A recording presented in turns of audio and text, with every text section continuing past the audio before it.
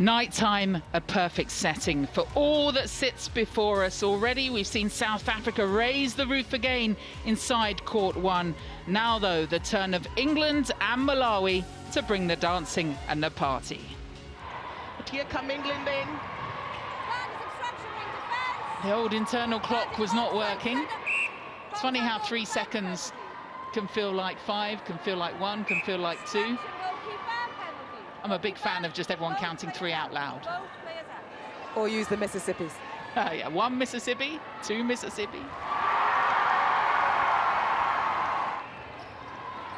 Yafumi Fadoju, who was player of the match against Barbados, but starting this one at goalkeeper. Buzzing around with Williams in there. Williams gets the hand around too. She's so good at that, Pam. So good. It's the way Williams, she gets her body position just in that right space where the feeder thinks it's open. But this time round, Mvula just left her movement a little bit longer. So she stayed and held for that little split second longer so that the ball could go over her. Oh, Fadoju again, and she takes a heavy fall, but she's back up. But so far, Malawi more than up to it. Chimilero had a thought about going back out. Mvula, great backing up of her teammate.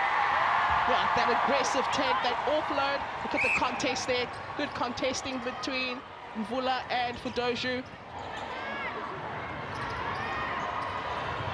Oh, brilliant from the girl attack, Helen Harsby.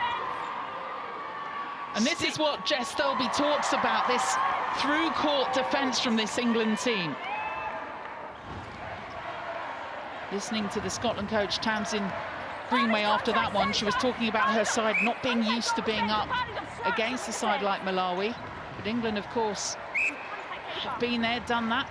Oh, Cardwell's not enjoying that. We actually spoke about that, you know, Caroline. I think Scotland surprised themselves that they were up against the Malawi Queens. And it is, again, like I said, the experience that allowed Malawi to pull that one back. Under 30 seconds of this left. What a first couple of quarters we've been treated to. Malawi, though, psychologically, you feel will want to put this one away. And it was all that pressure from England. You could feel it breaking, but what a defensive action straight over the top. They had to try something. Times for the risk. Can the risk pay off? It may only be 1 goal against the difference in front of them, but they cut the gap at the death of this quarter. What a move defensively and offensively from this Malawi team. Brilliant. Chelsea Pittman with that wing attack bib on for England. Straight over the top from Housby into Cardwell, who was receiving a few boos moments ago, Zanelli. We saw them doing this yesterday against Scotland, really pulling that game back. Oh, Mvula, she's just brilliant for me in that shooting circle. She's such a strong target, takes that ball aggressively.